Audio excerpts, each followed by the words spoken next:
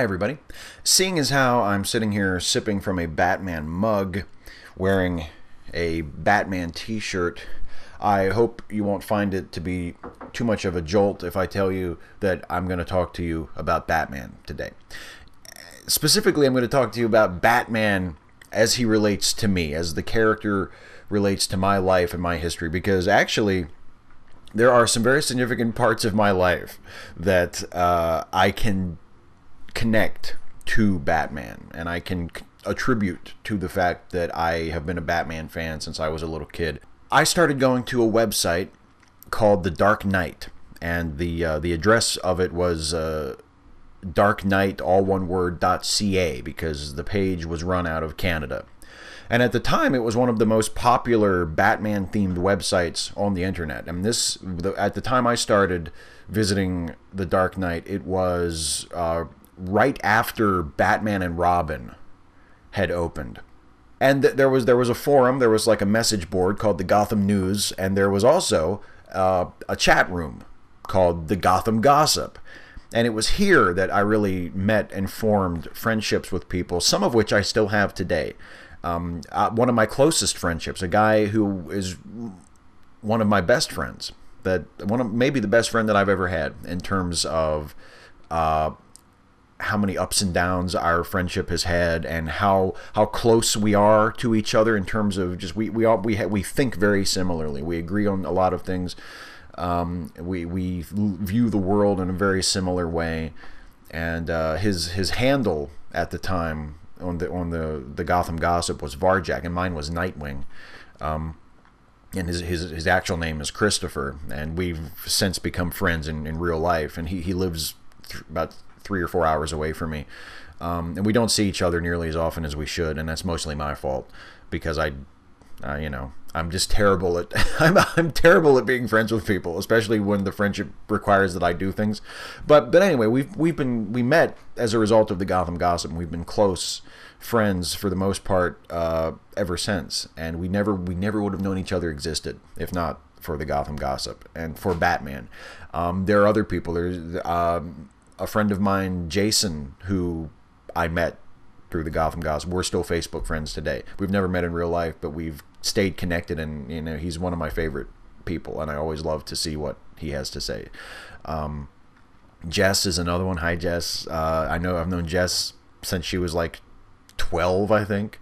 Met her on the Gotham Gossip. She was a fellow Batman fan. I was in a relationship with a girl for 2 years. We dated, saw each other regularly for 2 years. Dana. She was my first long-term relationship, really. And the only serious long-term relationship I've had, other than the one that I'm currently in with my wife. There's huge parts of my life, incredibly important parts of my life, both in my past and now continuing into my present in terms of relationships that I've had, that I would not have had were it not for that website, The Dark Knight.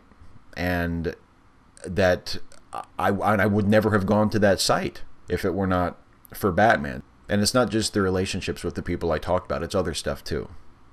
I think everybody who is a Batman fan has their Batman, the version of the character that they feel best represents whatever qualities of the character attracted them to it in the first place. And it could be a version of the character they've seen on TV or in one of the movies, or the run of a particular creative team in the comics, or it could be their Batman. It could be a version of the character that exists only in their imagination. That is some compilation, some amalgamation of qualities and characteristics from various different versions that only they really think about and know about. The key insight, and it's something that seems obvious, but it wasn't always obvious to me, and I think it still isn't obvious to some people, is that your Batman isn't the correct Batman. That in fact there is no such thing as the correct Batman. It's all subjective, it's all a matter of taste, and your Batman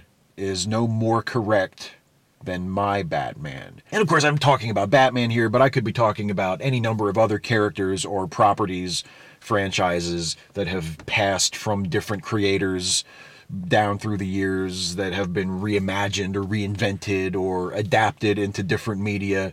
I'm just using Batman as an example. The point is that your preferences are just that. They are your preferences. And when you're sitting and watching a film or evaluating a piece of art or reading a book or a comic or whatever, you should not be so tied to your preferences. You should not treat your taste and your preferences as gospel, as the absolute standard, and deviation from that standard means, you know, a deduction of points, or that the movie isn't as good as it might have been. It's one thing to say that you would have done it differently. It's another thing to say, therefore it sucks.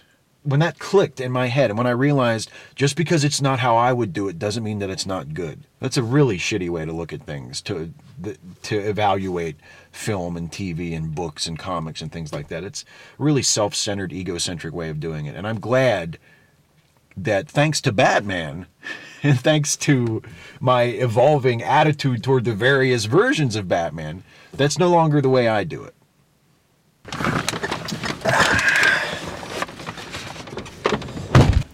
When I was 12 years old, I saw Batman Returns, and today I would no longer consider that to be a particularly good movie, although I do enjoy watching it still for nostalgic purposes, and because I think in some ways it qualifies as quality cheese, and it's an interesting film in the career of Tim Burton, and there's all kinds of reasons why I'm interested in Batman Returns without really thinking it's that great of a movie. And then that fall, Batman the Animated Series debuted. So I have two, you know, very mainstream, visible, popular forms of Batman to, you know, indulge in now. And I'm 12 years old, so everything that I like is like, you know, the center of the universe, and all this shit is going on. And I start writing Batman stories.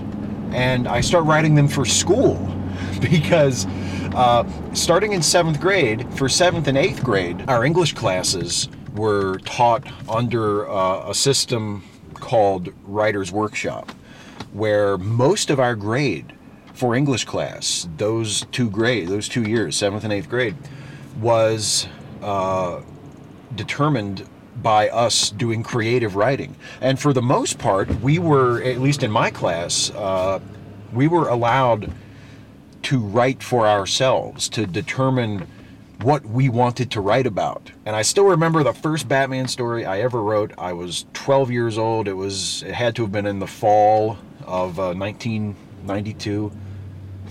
And it was about the Riddler. It was Batman and the Riddler. And it was called Batman, the Case of the Deadly Riddles.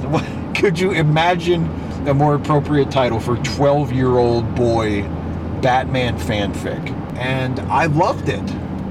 I fell in love with writing because of Batman, and because of being able to write for school, having a teacher. In 7th grade it was Mrs. Daniels, and then in 8th grade it was Mr. Cromwell, who encouraged me, who accepted the Batman stories I was writing and used them to teach me and to encourage me to become a better writer. And that's the reason I love writing today, I'm fairly certain, because I was a Batman fan as a 12, 13-year-old kid.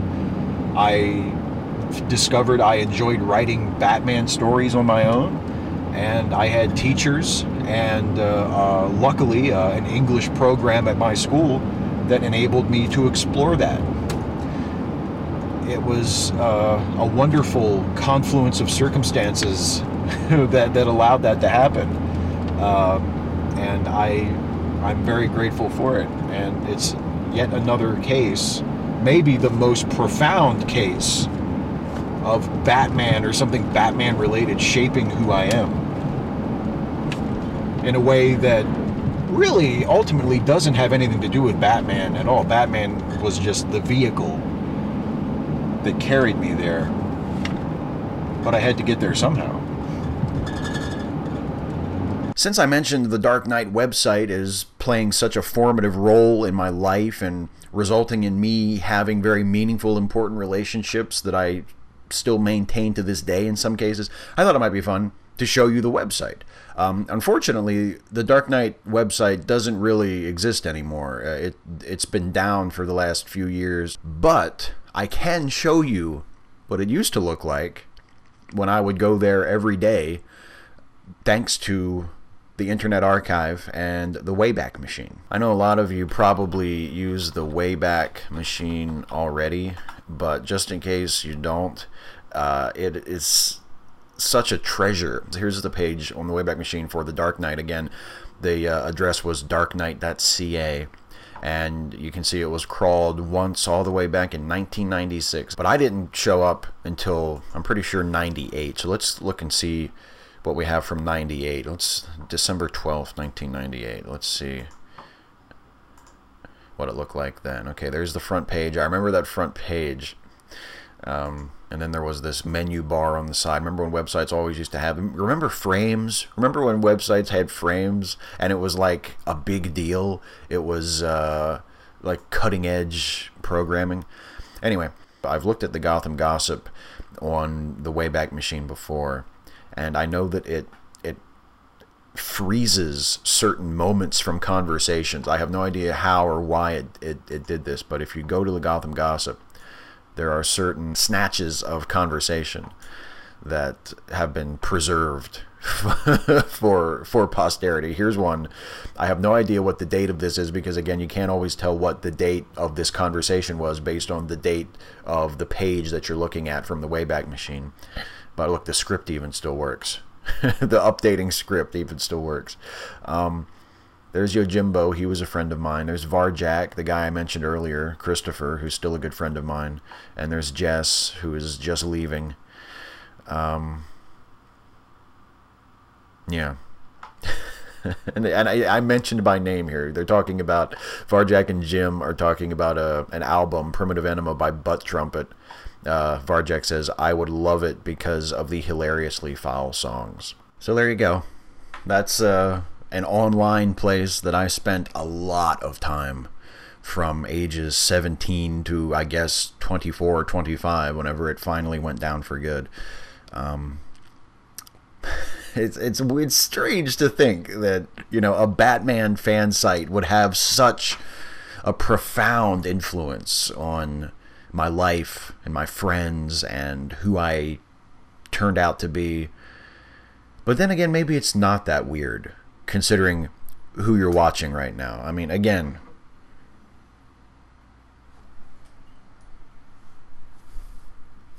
it's probably not that unusual. And let's not forget the Batman watch. The third such watch that I have owned in my life. The Batman watch as well. So it's actually, it's not that unusual. It's pretty much exactly what you would expect from someone like me. I wouldn't want to change a thing, because if I changed anything about that, if I hadn't been as attached to the Dark Knight and the Goss as those of us who are still friends from that time still refer to the Gotham Gossip as the Goss. If not for that, there are 3 or 4 people that I'm friends with today who I treasure, who I would not probably even know. I would have missed out on 2 years of what for the most part was a really wonderful relationship with a great woman. And I would have had a completely different life. And I like my life. And I like my friends.